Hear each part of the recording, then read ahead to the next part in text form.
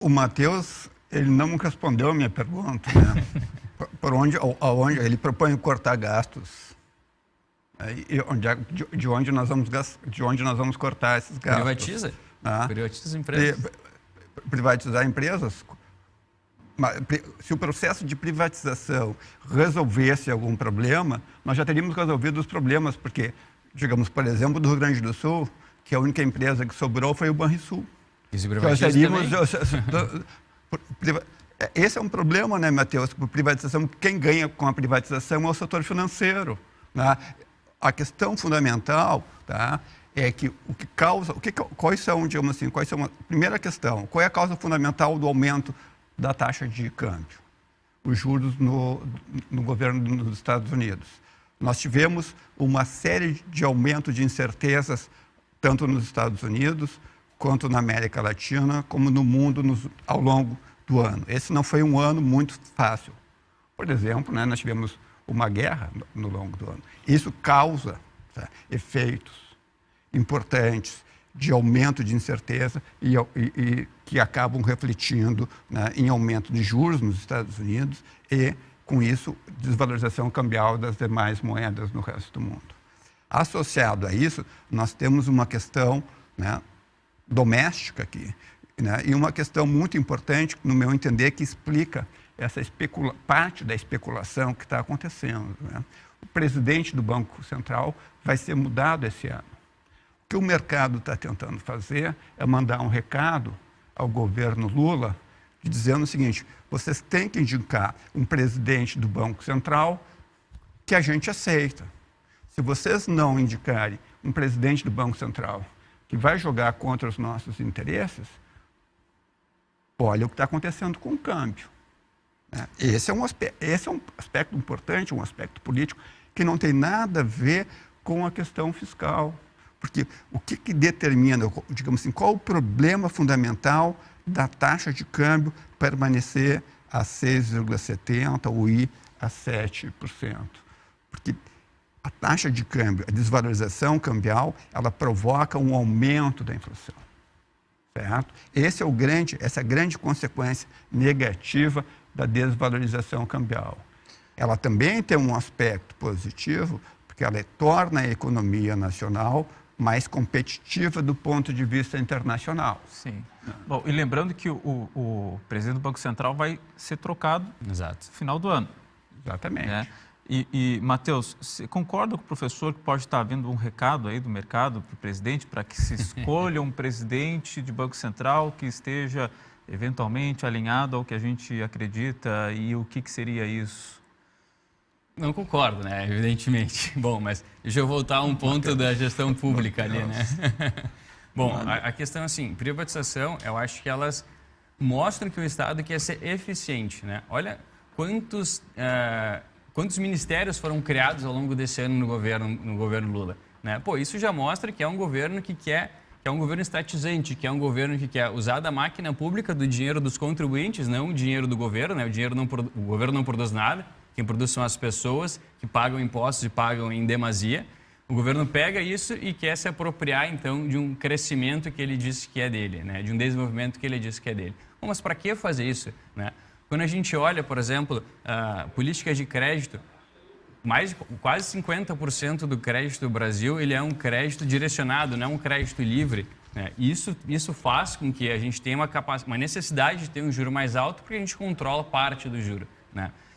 Então, se a gente tivesse uma economia mais livre, uma economia com menos interferência de maneira geral, mais empresas privadas, menos empresas estatais, isso faz com que o governo possa focar naquilo que é importante, né?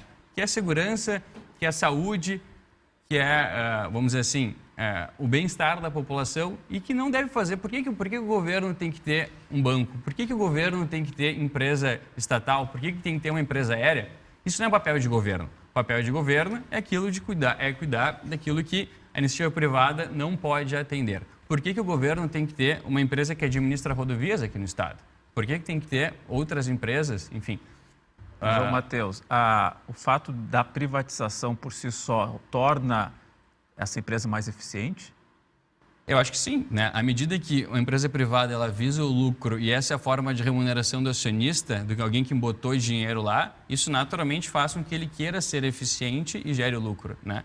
As empresas públicas, via de regra, nem todas, né? O Banco do Brasil é uma empresa que dá lucro. Quando a gente olha em comparação aos demais bancos, né? Itaú, evidentemente, ela dá um lucro muito menor, uma empresa menos eficiente. E outra, por que o funcionário público tem que ter estabilidade? Por que ele não tem que ser tratado com meritocracia, assim como o funcionário da iniciativa privada? Qual que é a diferença dessas duas pessoas? Uma fez concurso e outra optou por outro caminho, então por isso ela tem que ter estabilidade? Não me parece sensato isso. Mas a lógica com que determina a gestão pública, ela naturalmente leva a um comodismo, a uma ineficiência.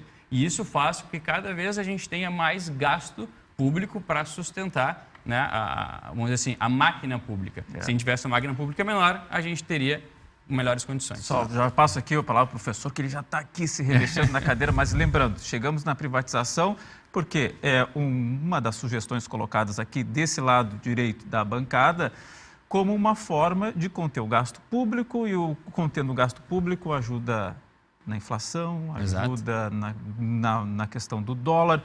Professor, o senhor estava aqui inquieto. A privatização, né, ela não tem efeito sobre primeiro ponto, né? A privatização não tem efeito sobre o déficit fiscal, ela tem um efeito uma vez. Por exemplo, né, se a gente privatizar a Petrobras, o Estado brasileiro vai deixar de receber os dividendos da Petrobras, certo? Daí o déficit fiscal vai aumentar.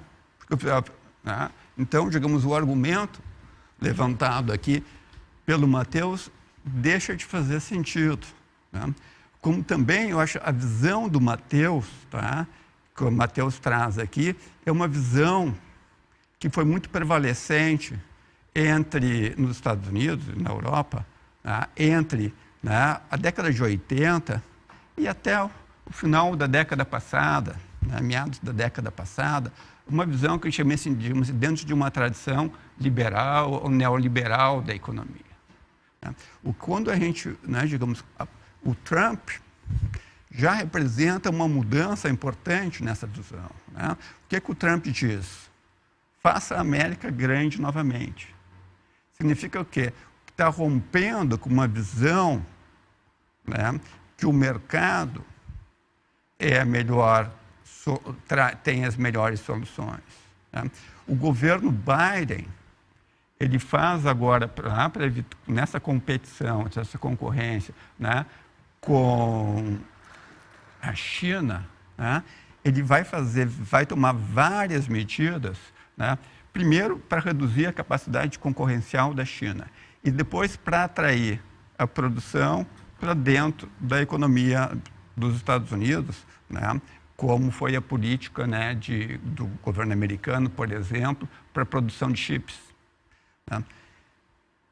O Estado, isso é importante que as pessoas que estão nos ouvindo, né, fiquem bastante atentas, tem um papel chave, né, na atividade econômica e na geração da atividade econômica. Né. O setor financeiro, né, foi o grande beneficiado ao longo das últimas décadas na economia brasileira e na economia mundial. Né. O que a gente olha, quando a gente olha os resultados, né, no médio e longo prazo, né, a gente teve, né, digamos, nos Estados Unidos e na Europa, um empobrecimento da Europa e dos Estados Unidos relativamente, né, digamos, o avanço que isso aconteceu na Ásia. Né. Se a gente olhar a experiência, digamos, chinesa, não estou dizendo que a experiência chinesa seja o modelo exatamente que a gente deve seguir, mas a gente olhar a experiência chinesa, né, de um Estado bastante atuante, né, na economia, a China tem um crescimento enorme, né, na economia chinesa, né, e dependendo das medidas que a gente olha, a economia chinesa hoje é a maior economia do mundo. Né. A mesma coisa em outras experiências asiáticas, a própria Índia, né, tem um Estado bastante atuante. Né. Então, essa ideia de que privatizar, reduzir, desregular, vai melhorar a qualidade de vida das pessoas, né, é uma falácia.